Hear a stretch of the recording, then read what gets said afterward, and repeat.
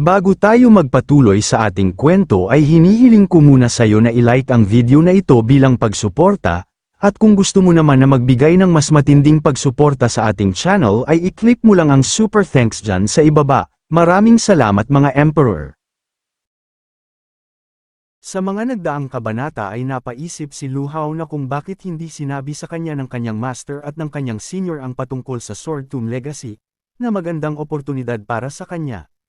At sa pagpapatuloy din ng kabanata ay umuwi na si Lu Hao upang kausapin ang kanyang master at senior. Nang makapasok siya ay agad niyang sinabi na master ang patungkol sa Sword Tomb Legacy. Ngunit natigilan siya nang makita niya ang ginagawa ng master niya at ng kanyang senior. Nag-aalalang tanong ni Lu Hao na master anong nangyari kay senior brother. Habang nahihirapan ang kanyang master ay ipinaliwanag pa din niya na lihim na ginamit ng batang ito ang ipinagbabawal na pamamaraan, na Great Sun Blazing Flame Technique. Bukod dito sinusubukang piliting ibalik ang kapangyarihang napilayan ilang taon na ang nakakaraan. At hindi ko siya napigilan. Ikinagulat naman ni Lu Hao nang marinig niya ang Great Sun Blazing Flame Technique. Nasabi pa nga niya sa kanyang isip na ang diskarteng ito ay usap-usapan na lubhang mapanganib, bakit kaya nakipagsapalaran si senior brother. Dagdag pa ng kanyang master na siya ay desperado para sa paghihiganti, nais na sakupin ang pagkakataong ito upang madagdagan ang kanyang lakas hanggat maaari para sa Sword Tomb Legacy. Upang maghigantay kay Meng Xiangyang at Xingyon. Ngunit napainto siya sa pagsasalita nang biglang bumugso ang aura sa katawan ni Mu Feifan na para bang gusto nitong lumaban. Nang makita naman ito ni Lu Hao ay sinabihan niya si Mu Feifan na kung ano ang nangyayari senior brother siya ay ang ating master. Habang pinigilan ito ng kanyang master ay sinabihan niya ang ating bida na walang silbi ang mga salita, siya ay wala na sa katinoon. Ang Great Sun Blazing Flame Technique ay bumalik sa kanya at nilamon na siya. Kaya naman kung maari habang hinahawakan ko siya, subukan mong gamitin ang Taiyun Triple Transformation para patatagin ang kanyang kapangyarihan. Agad naman na sinunod ito ni Lu Hao at kanya na itong inihanda. Nang matapos ang kanyang paghahanda ay agad niya itong itinapat kay Mu Feifan habang pinipigilan ng kanyang master. Napansin naman ni Lu Hao na parang may mali nasa isip-isip niya na hindi ito gumagana. Mas lalong hindi napigilan ang kapangyarihan ni senior brother. Kaya naman kinakabahan na siya at napapatanong sa kanyang sarili na kung ano ang maari niyang gawin. Ngunit lumabas naman si Fairy Master na ikinagulat ni Lu Hao. Pinayuhan siya ni Fairy Master na gawin ni Lu Hao ang ginawa niya sa Silver Sea Desert. At gamitin ang iyong Divine Dragon Bloodline upang ma-absorb ang kapangyarihan na lumabas sa kanyang katawan. Dagdag pa ni Fairy Master na ang iyong ninanang martial veins ay dapat na kayang sugpuin ang kapangyarihang ito, maaari mo pa itong gawing sarili mong lakas. Agad naman na sinunod ni Lu Hao ang sinabi ng Fairy Master. Nagulat naman ang kanyang master siyang sa ginagawa ng ating bida. Sinabihan naman ni Lu Hao ang kanyang senior brother na hindi ko hahayaan na may mangyari sa iyo. Pinagalitan naman siya ng kanyang master na isa kang tanga. Nilayon mong ilipat ang mapanganib na kapangyarihang ito sa iyong sarili. Ang ginagawa mong ito ay ikakapahamak mo. Ngunit nabigla siya nang makita niyang maayos lang si Lu Hao habang inaabsorb ang mapanganib na teknik. Dagdag pa niya na ang kapangyarihan ng Great Sun Blazing Flame Technique ay tumigil ng magwala. Makalipas ang ilang sandali ay makikitang napapikit na ang ating bida dahil nawalan ito ng malay kanina. At nang magising ito ay sinabihan siya ni Mu Feifan na ikaw ay talagang walang ingat, ang diskarteng ito ay hindi isang bagay na paglalaroan. Agad naman na bumangon si Lu Hao nang makita niya si Mu Feifan at dali-dali niyang sinabi na kung maayos na ba ang kanyang senior. Agad naman na sinabi ni Mu Feifan na oo, hindi mo lamang iniligtas ang aking buhay, ngunit naibalik mo rin ako sa Profound Extreme Realm. Nagtataka namang sinabi ni Lu Hao na Profound Extreme Realm, ibig sabihin ay malakas ka nga. Sinabihan naman siya ni Mu Feifan na siya nga pala, malaki ang utang ko sa iyo, kaya naman hingin mo ang tulong ko sa tuwing kailangan mo ito. Ngunit nakangiti naman siyang sinabihan ni Lu Hao na senior brother hindi na kailangan ng ganoong formalidad sa pagitan natin. Naalala naman ni Lu Hao ang patungkol sa Sword Tomb Legacy kaya naman kanya itong itinanong sa kanyang senior brother, at kanya ding sinabi na kung bakit niyo ito itinago ni Master sa kanya, may hindi ba maganda dito? Bahagya namang nagkaroon ng nakakabinging katahimikan nang banggitin ito ni Lu Hao. Maya-maya pa ay napabuntong hininga na lamang si Mu Feifan at sabay niyang sinabi na ang Sword Tomb Legacy ay inirekomenda sa'yo galing kay Elder Xingyon, ngunit sa tingin mo ba ay gagawin niya ito para sa kabaitan nito? Na-frame up na ako ni Xingyon noong lumahok ako sa Sword Tomb Legacy ilang taon na ang nakakaraan, ngayon na pinatay mo na ang kanyang disciple at nagpakita ng napakalaking potensyal. Nang maintindihan ito ni Lu Hao ay sinabi niya na ang ibig mong sabihin ay susubukan nilang saktan tayo sa panahon ng Sword Tomb Legacy. Kinumpirma naman ito ni Mu Feifan na oo, at yan ang dahilan kung bakit hindi ko ito sinabi sa'yo. Ngunit kailangan kong ayusin ang bagay na ito at makapaghiganti. Tumayo naman si Lu Hao at sabay niyang sinabi na kung ganun ang kaso senior brother, ay hayaan mong sumali ako sa'yo na harapin ang Meng Xiangyang at Xingyon na iyon, ano sa tingin mo ito? Hindi naman makapaniwala si Mu Feifan nang marinig niya ang sinabi ni Lu Hao. Ngunit natahimik naman sila nang biglang pumasok ang kanilang master at sabay na sinabi nito na tama ang sinabi mo, dahil ang disciples ng Tai Yunpik ay hindi dapat natatakot sa mga tagalabas. Maari kang sumama ng walang inaalala, susuportahan kita at walang anumang mangyayari.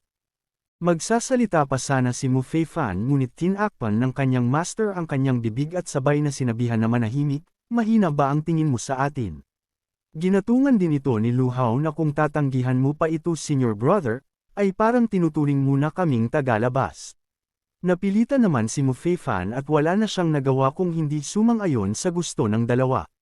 Makalipas ang isang araw ay makikita ang isang kuweba sa hindi kalayuan sa sekta. At sa loob nito ay matatanaw ang mga disciples kasama na ang ating bida at ang kanyang senior, at ang mga hangal na nagmula sa Fishing Peak sect. Sinabi din dito ni Elder Xingyon kay Meng Xiangyang na ayon sa mga alituntunin, bawat isa sa inyo ay may oras ng 3 patpat ng insenso upang maunawaan ang mana. Dagdag pa niya na gamitin ang iyong oras ng matalino upang maunawaan ang mana, pagkatapos ay sundin ang plano, dapat ay naiintindihan mo ito.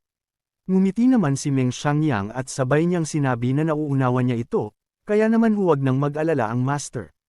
Sa kabilang banda naman ay ipinaliwanag ni Mu Feifan kay Lu Hao na ang bawat espada dito ay naglalaman ng pamana na iniwan ng mga ninuno ng 4 na Extreme Secret Realm. Ito ay magiging lubhang kapaki-pakinabang para sa iyo.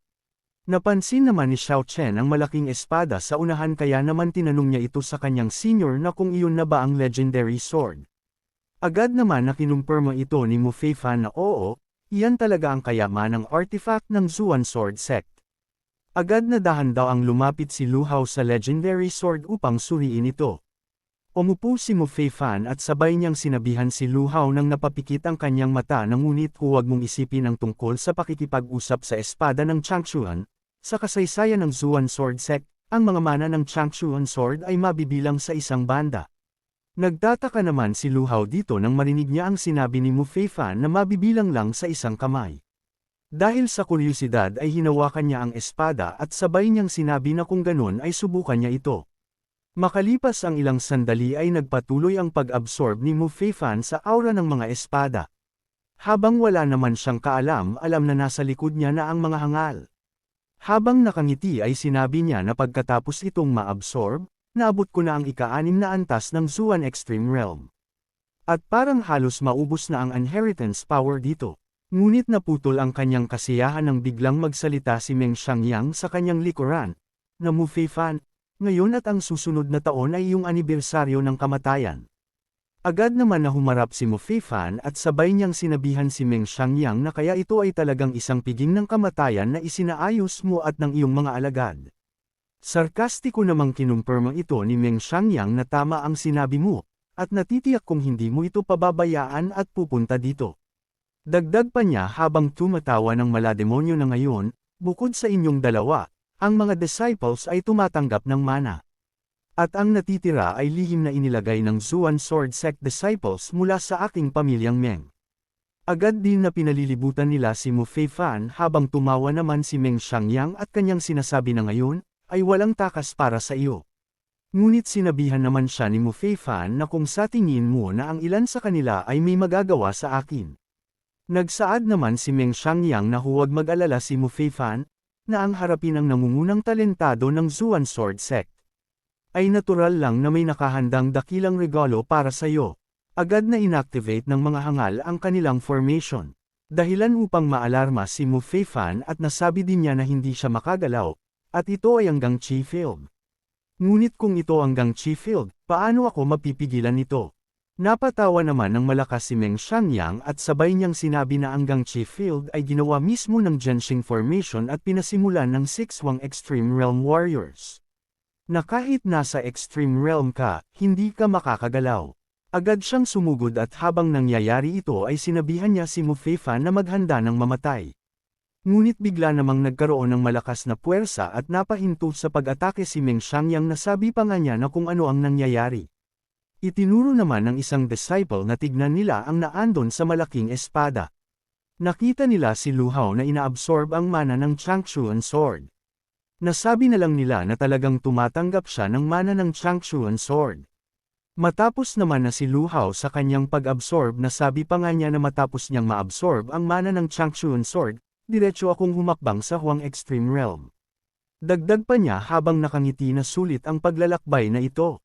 Sa puntong ito ay naabot na ni Lu Hao ang antas ng Huang Extreme Realm na nasa ikatlong antas. Napalingon naman si Lu Hao sa direksyon ni Mu Feifan at nang makita niyang pinapalibutan na ito ng mga hangal ay nasabi na lang niya na talaga bang naglalaban na sila. Dagdag pa ni Lu Hao habang kanyang nilalabas ang kanyang espada na itong Ming family ay mga dumilang dito. At kanya ding sinabihan ang mga hangal na kung maglalakas loob kayong saktan ang aking senior brother, na kahit matanggalan lang ito ng isang hibla ng buhok ay wawasakin ko ang iyong mga katawan. Nang marinig ni Meng Xiangyang ang sinabi ni Lu Hao ay natatawa niyang sinabi na ang basura ay mananatiling basura pa rin, kahit na magmana ka pa ng Changchuan Sword, ay naabot mo lang ang Huang Extreme Realm. Subalit mabilis na kumilos si Lu Hao at sabay niyang sinabihan si Meng Xiangyang na kung ganun ay ipapakita ko sa iyo kung sino ang totoong basura.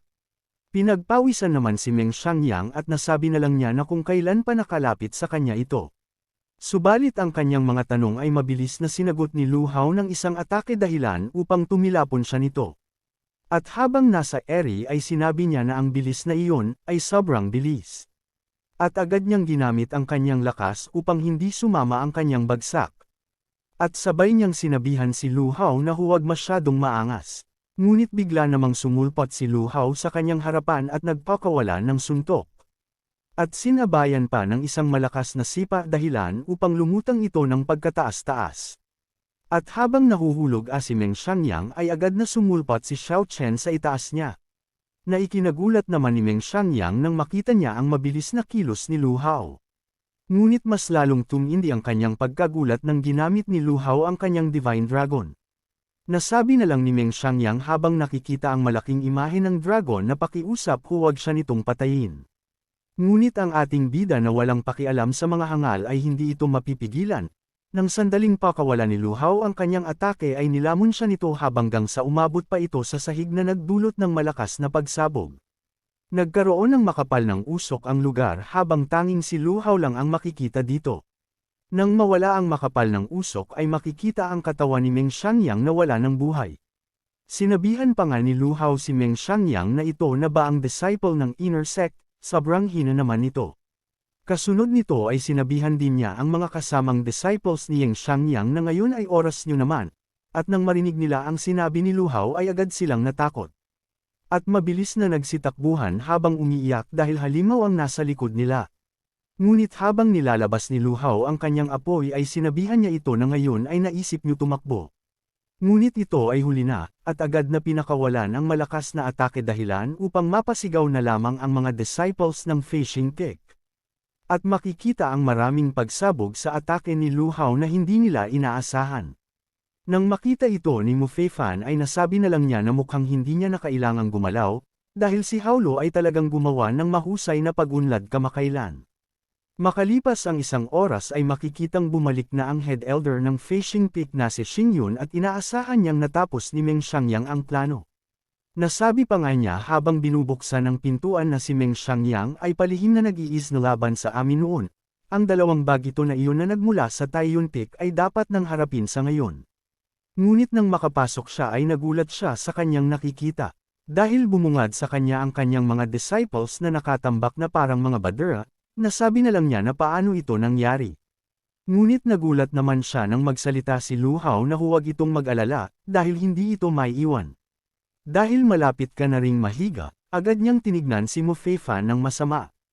At sabay niyang sinabi na kayong mga Taiyunpik na mga tao ay talagang sinamantala ang Sword Tomb Inheritance para saktan ang mga kapwa alagad, lubos na kasuklam-suklam.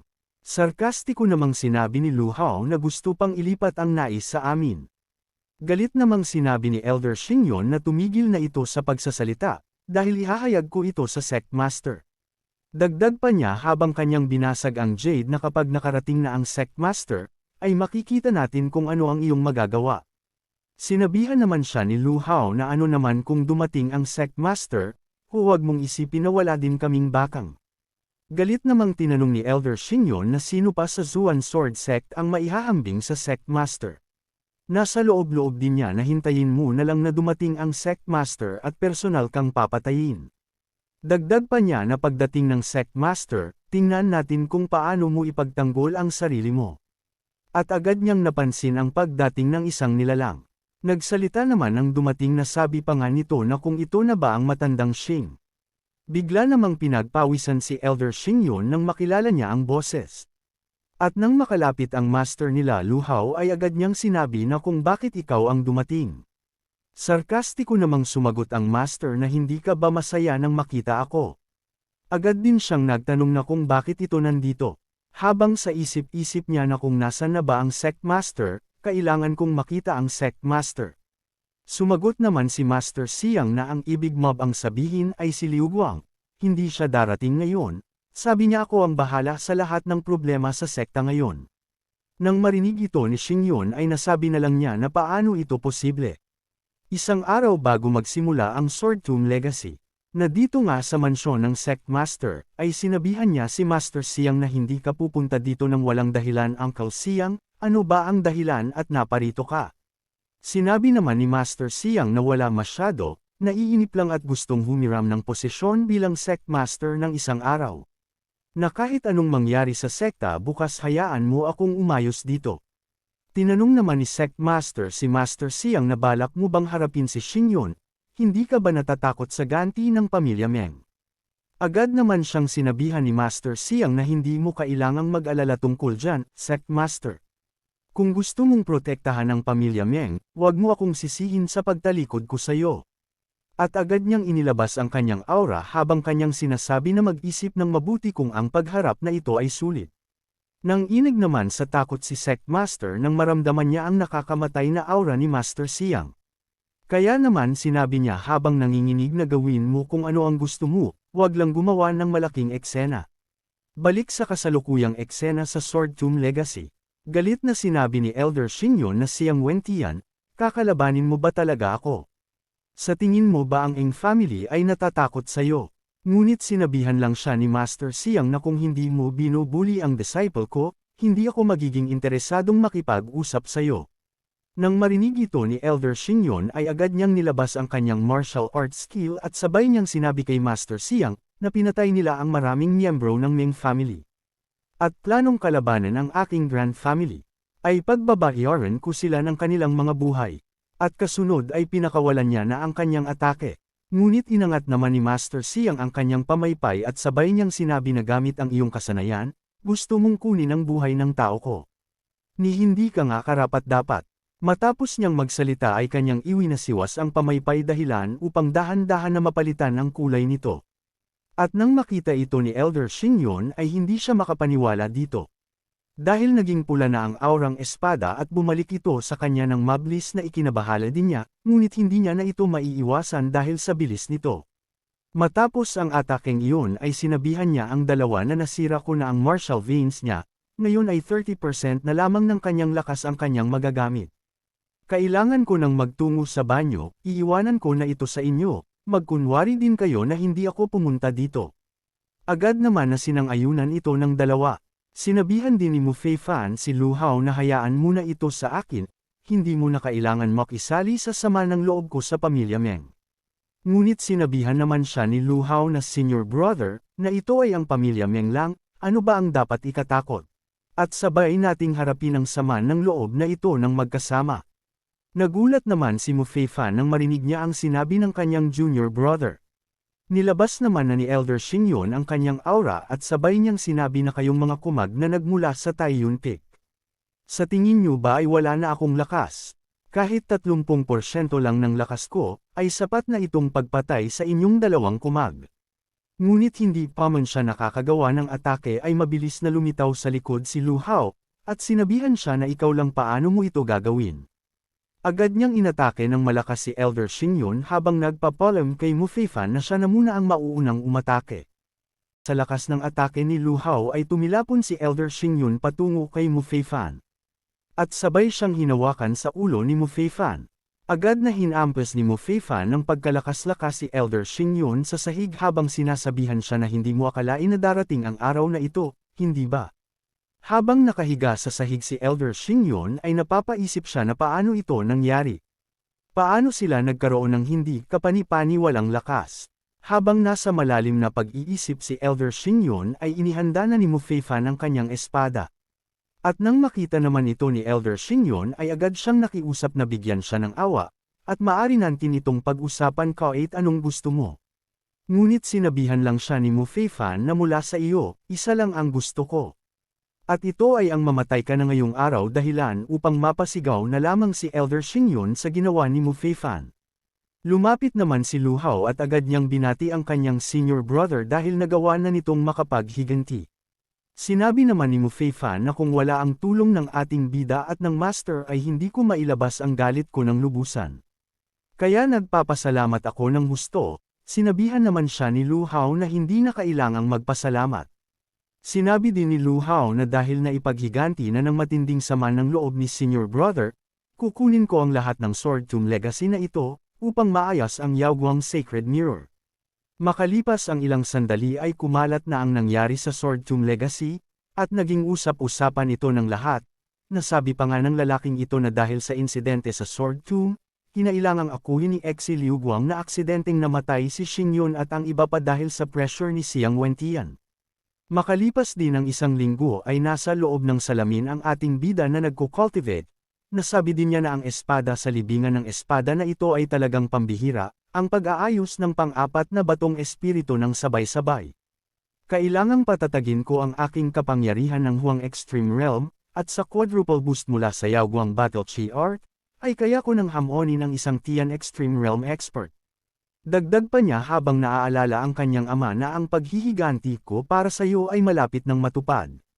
Lumipas pa ang isang araw na kung saan kausap ng ating bida ang kanyang senior brother. At binanggit ni Mu Feifan si Jian. Napansin naman ni Mu Feifan ang naging reaksyon ni Lu Hao kaya naman agad niya itong tinanong na kung kilala ba ito ng ating bida. Hindi naman ito itinanggi ni Lu Hao dahil naging kaibigan din niya ito. Sinabi din ni Lu Hao na kung alam ba ng senior brother ang background nito. Dahil halos lahat ng sekta ay tinatanggihan ng Free Emperor's Pavilion. Nagmungkahi naman si Mu Feifan na bakit kailangan kong pakialaman ang kanilang opinyon kapag nakikitungo sa mga tao. Dagdag pa niya na si Jian ay maaaring ligaw at walang harang, ngunit siya ay may tapat at mapagmahal na puso. Kaya hindi mo kailangang ipag-alala ang kanyang nakaraan. Ngunit sa hindi inaasahan bigla na lang may naramdaman si Mu Feifan sa kanyang buong katawan. Kaya naman namilipit ito sa sakit na ipinag-alala naman ni Lu Hao na kung ano ang nangyayari. Inilipat ang eksena na kung saan nakahiga na si Mu Feifan habang binabantayan ni Master Xiang. Inihayag din ni Master Xiang na ang backlash mula sa Dayangjian Art ay lubhang nakaapekto sa kanyang mga organo. Natatakot ako na siya ay may higit sa isang buwan na lamang upang mabuhay. Nagulat naman si Lu Hao nang kanya itong marinig kaya naman tinanong niya ito kay Master Xiang na paano ito nangyari, napabuntong hininga naman si Master Xiang.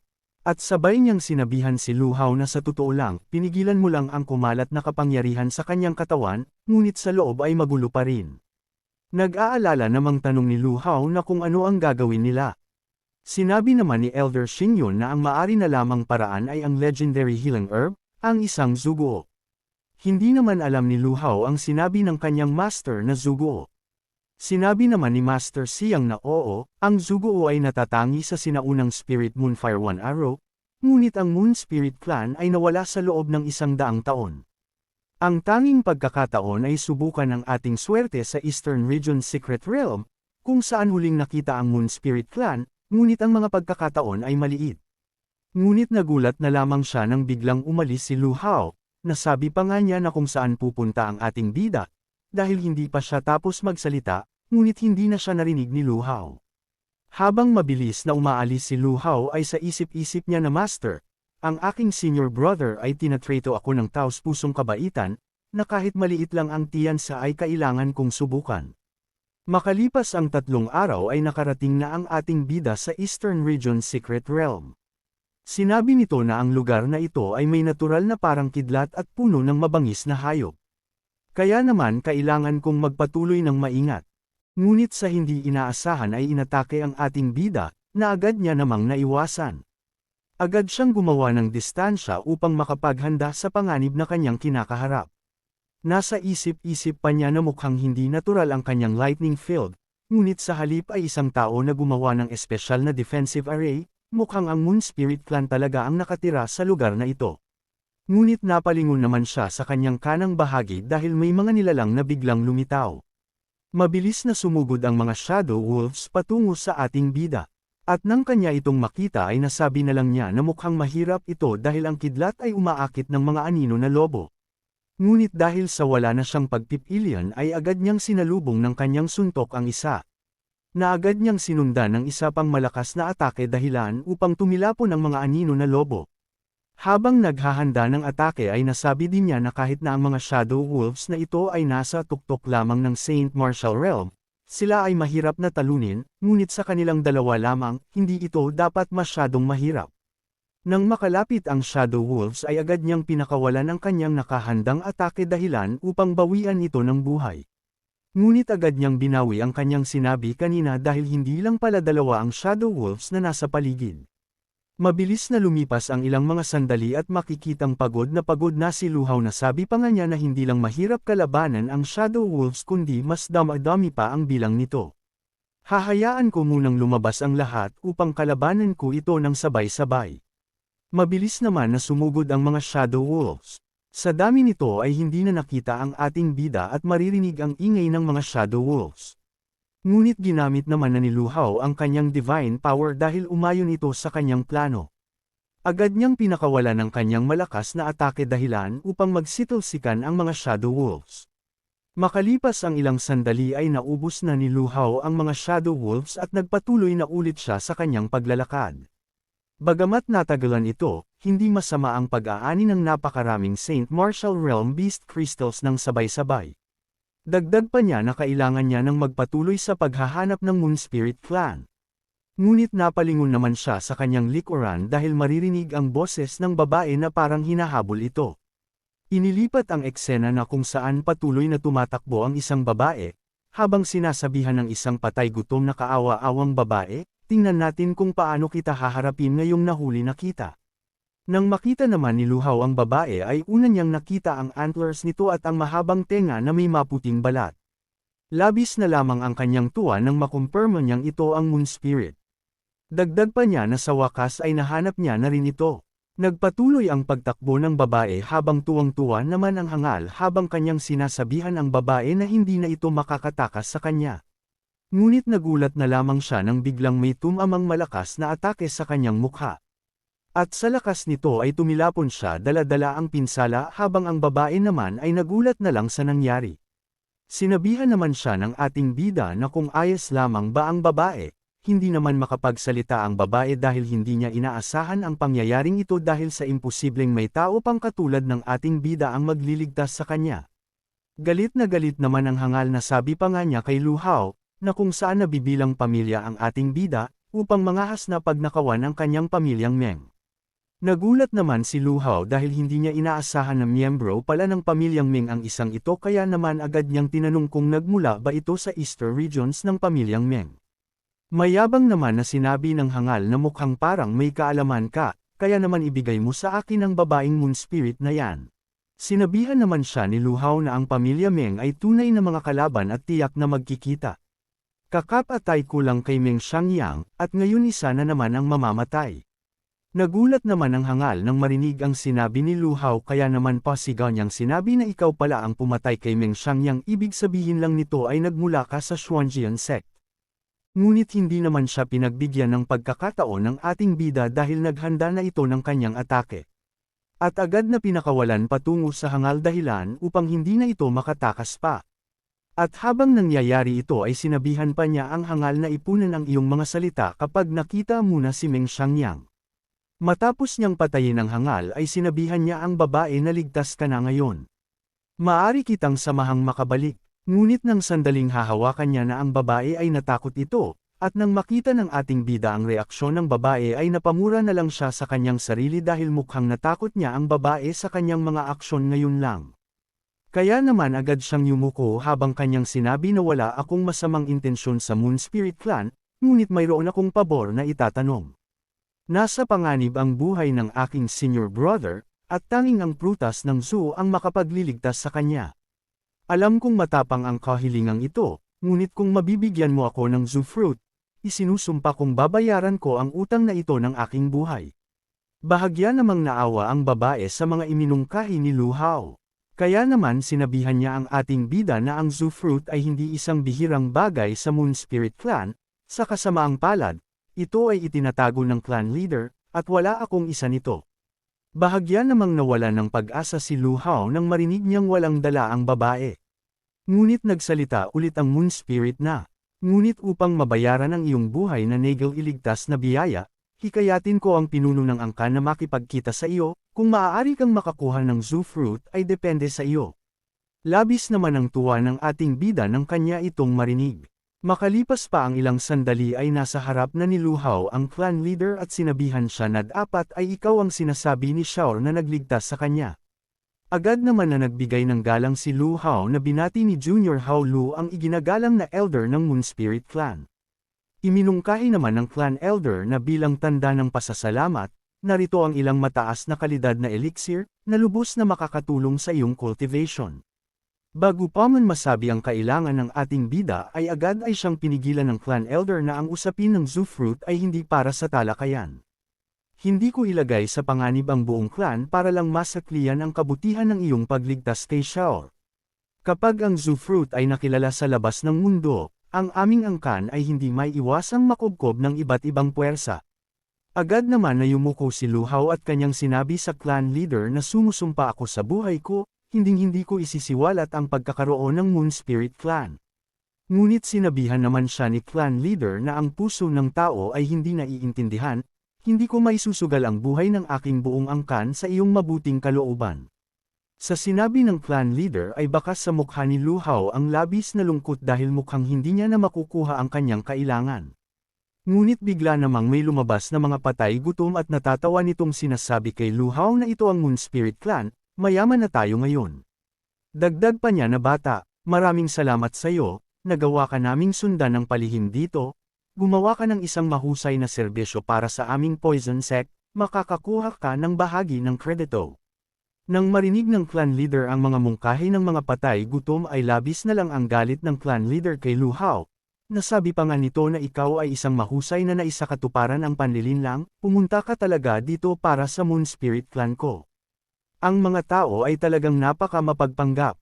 Matapos magsalita ng clan leader ay agad na silang umalis habang ang ating bida naman ay sumabog na sa galit, dahil sa bukod na hindi niya nakuha ang kanyang kailangan ay pinagmumuka pa ng mga patay gutom na kasama siya ng mga ito.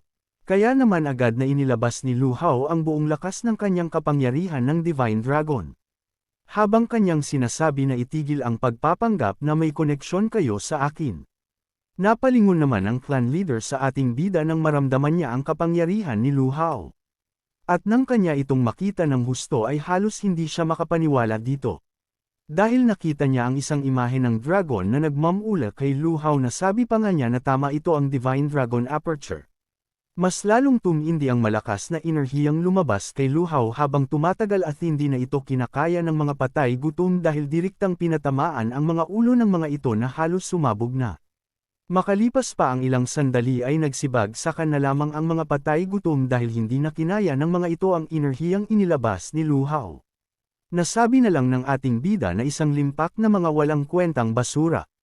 Lumapit naman ang clan leader at sabay niyang sinabi na ang langit ay nagpakita na ng awa.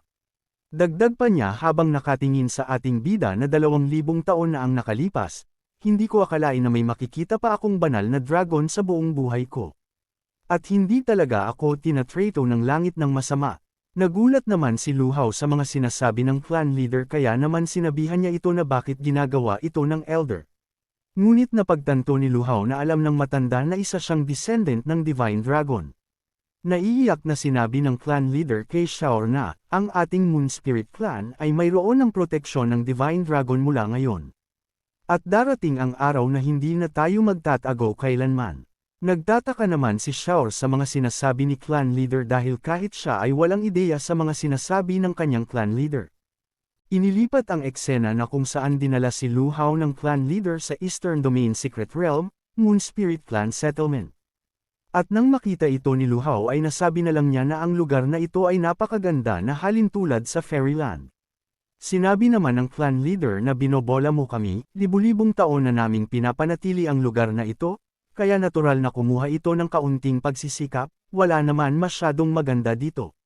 Libu-libong taon na kaming nakatira sa lugar na ito magpasa hanggang ngayon. Nagulat naman si Lu Hao nang marinig niya ito kaya naman tinanong niya ang clan leader na kung paano. Bumantong hininga naman ng clan leader at kanyang ipinaliwanag na ito ay dahil ang aming Moon Spirit Clan ay ipinanganak na hindi marunong mag-cultivate ng martial arts. Gayunpaman, ang aming angkan ay may mga talento sa pagpapanday ng mga kayamanan at pagdadalisay ng mga gamot, na naging target sa amin, palagi tayong inuusig at pinapatay ng mga taong martial artist. Kaya't kami ay nagsusumamo sa iyong awan na protektahan ang aming Moon Spirit Clan. Agad na lumuhad ang lahat sa harap ng ating bida na kanya namang ikinagulat. Bahagya namang nahiya si Lu Hao sa ginawa ng lahat kaya naman sinabihan niya ang clan leader na kung ano ang ginagawa ng clan leader, dahil ano naman ang kanyang kapangyarihan na kayang protektahan kayo. Iginiit naman ng clan leader na hindi, dahil magagawa mo ito, dahil sa ikaw ang descendant ng Divine Dragon, at 10,000 taon na ang nakalilipas, ang aming Moon Spirit Clan ay tiyak na isang vassal ng lahi ng Divine Dragon. Nagtaka naman si Lu Hao sa sinabi ng clan leader. Ipinaliwanag naman ng clan leader na 10,000 taon na ang nakalilipas, ito ay nasa ilalim ng proteksyon ng banal na lahi ng dragon, na ang aming Moon Spirit Clan ay nagawang mamuhay ng mapayapa. Ngunit nang maglaon, ang banal na lahi ng dragon ay nakatagpo ng isang kapahamakan at nawala sa mundo. At ang aming angkan ay nawala ng proteksyon, at ang aming mga bilang ay lumiit mula sa 10,000 hanggang sa ilang daan. Napaisip naman si Lu Hao nang kanyang marinig ito na sabi pa nga niya na hindi niya inaasahan na ang lahi ng Divine Dragon ay may koneksyon sa Moon Spirit Clan. Kaya pala nagbago ang ugali niya sa akin at naging madrama. Sinabihan naman siya ng clan leader na hayaan mo muna akong dalhin ka upang makita ang kayamanan ng aming mga angkan, at pagkatapos ay maaari kang magpasya kung tatanggapin mo kami. Nagulat naman si Lu Hao nang marinig niya ang sinabi ng clan leader na kayamanan. Nang makapasok sila sa kuweba ay sinabi ng clan leader na may Lord Pagmasdan ito. Ito ang kayamanan at mga gamot na ginawa ng aming angkan sa nakalipas na 1,000 taon, hindi para magyabang, pero sapat na sila para suportahan ang lahat ng sekta sa mundong ito. Nang makita ito ni Lu Hao ay nanlaki ang kanyang mata at halos malaglag ang kanyang panga. Dahil bumungad ang napakaraming kayamanan na halos sinakop na ang loob ng kuweba. Inihayag din ng clan leader na at ang altar na ito ay ginawa namin para sa banal na lahi ng dragon 10,000 taon na ang nakalilipas. Ang pag-cultivate dito ay maaaring mabilis na mapahusay ang iyong divine aperture at espiritual na kapangyarihan, kaya kung tatanggapin mo kami, hindi lang mabilis madagdagan ang lakas mo. Ngunit maaari rin kaming maging tapat na puwersa, nagdadalawang isip naman si Lu Hao. Ngunit biglang nagsalita si Fairy Master na bata, ang Moon Spirit Clan na ito ay isang walking treasure trove, ang iba ay papatay para sa pagkakataong ito, at nag-aalangan ka. Napabuntong hininga naman si Lu Hao at kanyang sinabi na pero ang responsibilidad na protektahan sila, hindi ko kayang tiisin ngayon. Ngunit sinabihan naman siya ni Fairy Master na anong ikinakatakot mo, nakalimutan mo atang mayroon kang ako. Nang marinig niya ang sinabi ng Fairy Master ay sinabi niya na dahil kahit ang Master Immortal ay sinabi ito. Kung ganun payag akong tanggapin kayo magmula ngayon, hanggat ako si Hao Lu, hindi hahayaang magkaroon ng anumang pinsala sa Moon Spirit Clan. Agad naman nalumuhad ang clan leader at matindi na lamang ang kanyang pasasalamat sa ating bida habang tinatawag niya itong My Lord.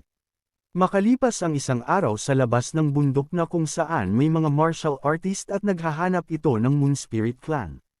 At ito ang miyembro ng Lu family main branch. Nasabi pa nga nito na hindi maaaring magkaroon ng Moon Spirit Clan ang pinabayaan ng Diyos na lugar na ito. Dagdag pa niya na ayusin na lang natin ito at i-report ulit. Napansin naman ng isa na kung ano ang nangyayari, at bakit ang Thunderfield ay mas lalong lumalakas. Nagkakaroon ng matinding pagbagsak ng mga Thunder Tribulation, dahil sa ginagawa ng ating bida sa loob ng Moon Spirit Clan. Nasabi pa nga niya na matagumpay kong napalakas ang formation na ito gamit ang sarili kong espiritual na kapangyarihan. Agad naman na nagpasalamat ang clan leader sa ginawa ng ating bida. Napansin din ni Lu Hao na ang kanyang espiritual na kapangyarihan ay direktang umunlad sa antas ng isang ikatlong baitang ng alchemist. Ang Moon Spirit Clan altar na ito ay talagang kapansin-pansin. Sinabihan naman na niya ang clan leader na wala pa akong sapat na lakas para protektahan kayong lahat, kaya sa ngayon, kailangan niyong magpatuloy sa pananatili dito. Pero pangako, sisikapin kong maging mas malakas, at pagdating ng panahon, ililipat ko kayo sa mas ligtas na lugar. Sa ngayon kailangan nating maghiwalay ng landas. Agad naman na sinabi ng clan leader na hihintayin namin dito ang matagumpay mong pagbabalik, my lord. Abangan ang susunod na kabanata dahil sasabihin na ni Lu Hao ang kanyang pagkakakilanlan sa kanyang master, at maliban dito ay magsisimula na ang kanyang paghihiganti sa dati niyang clan na nagpahirap din sa kanyang mga magulang. Dito na muna matatapos ang ating episode, at kung gusto mong subaybayan ang ating kwento ay mag-subscribe ka na at pindutin ang notification bell. At nang sa ganun ay updated ka sa pag-upload natin everyday, maraming salamat mga Emperor.